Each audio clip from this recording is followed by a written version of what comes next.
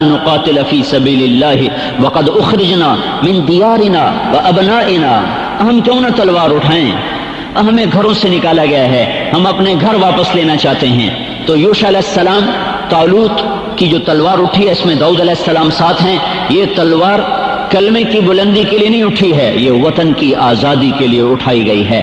پھر طالوت سے لے کر اور عیسیٰ علیہ السلام تک پھر یہ کوئی 1000 سال ہے یا 1200 سال ہے، مجھے اس کی پوری تحقیق نہیں ہے، لیکن موسیٰ علیہ السلام اور ہمارے نبی کے درمیان کوئی 2000 سال کا فاصلہ ہے۔ موسیٰ علیہ السلام پر دو رمضان کو تورات اتری، 300 سال کے بعد داؤد علیہ السلام پر زبور اتری، 1200 سال کے بعد عیسیٰ علیہ السلام پر انجیل اتری، اور کوئی 600 سال کے بعد ہمارے نبی پاک صلی اللہ تعالی علیہ وسلم پر قرآن اترا۔ اس طرح یہ کوئی 2000 سال کا فاصلہ بن جاتا ہے۔ تو آدم علیہ السلام سے لے کر ہمارے نبی تک کوئی 10,000 سال یا 9,000، 8 سے 10,000 سال کا فاصلہ ہے۔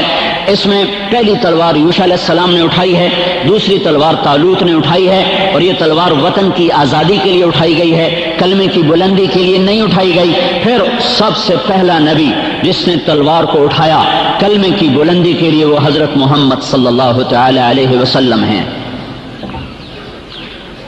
سب سے پہلا نبی جس کی تلوار بلند ہوئی ہے کلمے کی بلندی کے لیے وہ محمد صلی اللہ علیہ وسلم، اور ان کے بھی سن لو، ٹوٹل 85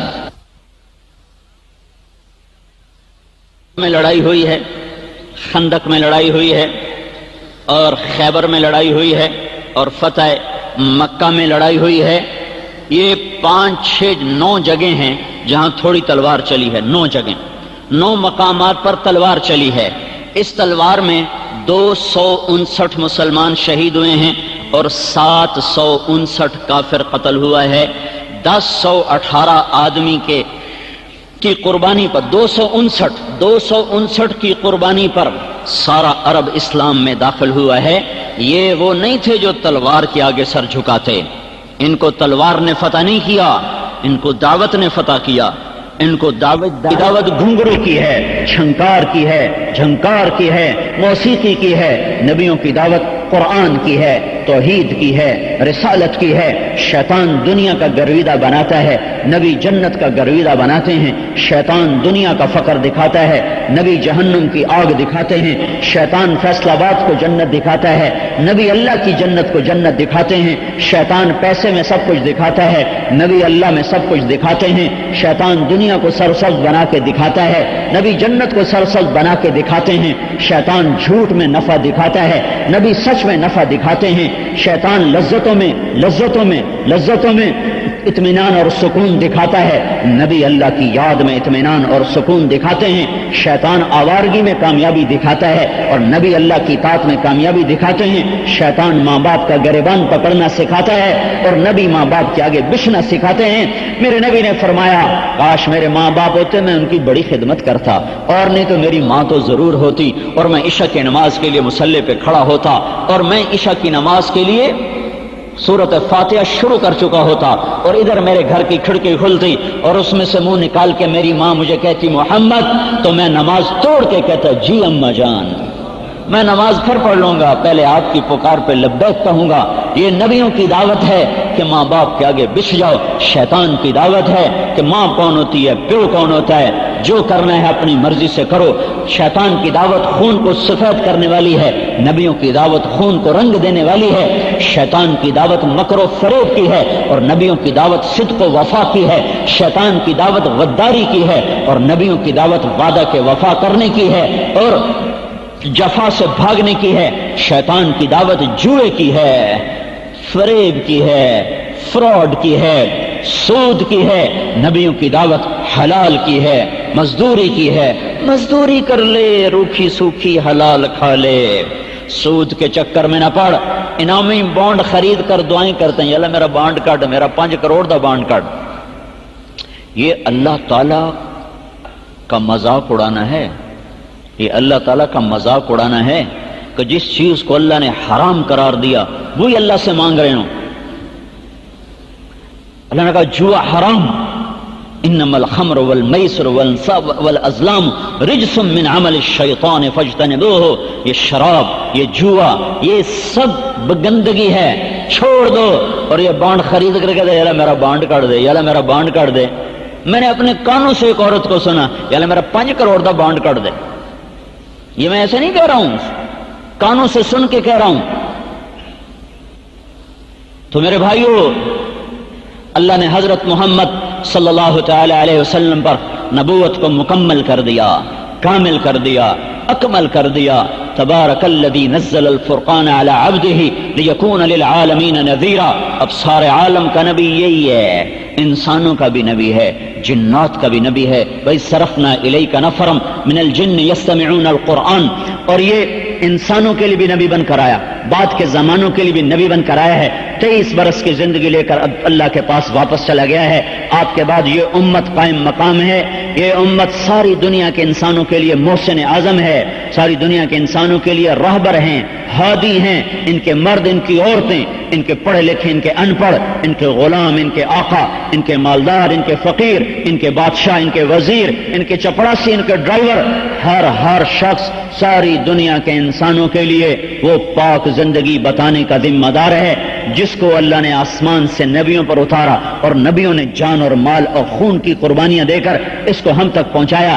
یہ زندگی لے کر انہوں نے تلوار اٹھائی تھی، ایسے نہیں۔ حضرت مغیرہ بن شعبہ سے کہنے لگا، یزدجرد، اگر ہم تمہاری دعوت کو قبول کر لیں تو پھر کیا کرو گے؟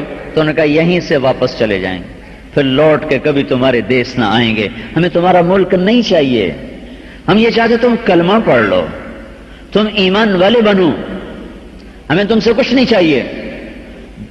یرموک کی جنگ میں لشکر آمنے سامنے ہیں، تو رومی سردار جرجا وہ باہر نکلتا ہے، یہ بڑا شاہ سوار تھا، سارے روم کا مانا ہوا، تو اس نے کہا خالد میرے مقابلے میں آئے، خالد میرے مقابلے میں آئے۔ تو خالد بن ولید رضی اللہ تعالیٰ عنہ سالار ہیں، سالار عام طور پہ نہیں نکلتے تھے، اوروں کو بھیجتے تھے کہ اگر سالار شہید ہو جاتا ہے تو سارے لشکر پہ اثر ہے، تو کہا خالد میرے مقابلے میں آئے۔ تو خالد بن ولید نے فرمایا کہ جب ان الکریم اذا دعی فاستجاب، جب کریم کو، جب سردار کو کوئی پکارے تو جواب نہ دینا بڑی جفا ہے، مجھے ہی نکلنا پڑے گا۔ تو یہ نکلے ہیں، آگے وہ کھڑا ہوا ہے، اس نے تلوار نہیں اٹھائی، اس نے گھوڑے کو ایڑ نہیں لگائی۔ تو خالد بن ولید حیران ہیں کہ یہ تلوار کیوں نہیں اٹھا رہا؟ مسلمان کبھی پہل نہیں کرتا، کافر کی طرف سے پہل ہوتی ہے ظلم کی، پھر اس کے مٹانے کے لیے ایمان والا اٹھتا ہے۔ تو انہوں نے بھی تلوار نہیں اٹھائی۔ قریب ہوتے ہوتے ہوتے ہوتے دونوں کے گھوڑوں کی گردنیں ایسے آپس میں مل گئیں، اختلفت اعناق فرسیہما۔ تو جرجا کہنے لگا، خالد شریف آدمی جھوٹ نہیں بولتا، کچھ پوچھوں گا سچ بتانا۔ کہ بولو۔ کہ تمہارا نام سیف اللہ کیوں ہے؟ تم پر اللہ نے تلوار اتاری ہے کوئی؟ کہ نہیں، یہ بات نہیں ہے، ہم اسلام کے بڑے دشمن تھے، پھر اللہ نے ہمارے دل میں ایمان کی روشنی کو ڈالا۔ پھر موتا کی ایک جنگ تھی جس میں مسلمان گھر گئے تھے اور پہلے سالار حضرت زید شہید ہو گئے۔ ہمارے نبی جنگ کا نقشہ دیکھ رہے تھے، آپ فرما رہے تھے، 700 میل کے سفر سے یہ دیکھ کر بتا رہے تھے، زید نے جھنڈا اٹھایا، آگے بڑھا، قتال کیا، شہید ہوا، وہ گیا جنت میں۔ پھر جھنڈا جعفر نے اٹھایا، آگے بڑھا، قتال کیا، قتل ہوا، شہید ہوا، وہ گیا جنت میں۔